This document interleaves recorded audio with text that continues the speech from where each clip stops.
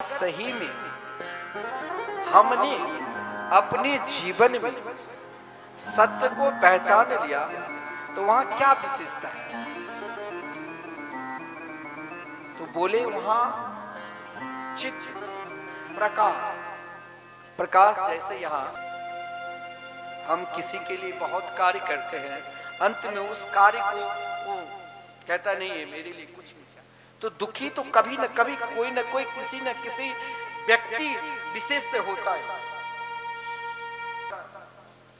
सबसे अधिक जीवन की विपत्ति वही है जिस दिन आपके जीवन परमात्मा के ऊपर विश्वास न करें, और सबसे अधिक जीवन की श्रेष्ठ संपत्ति यही है जिस दिन हम भगवान पर विश्वास करने लग जाए। तो यही एक प्रकाश है। वो प्रकाश कहाँ है? हमारे चित्त में। फिर आप किसी भी अवस्था में बेचैन नहीं रहेंगे।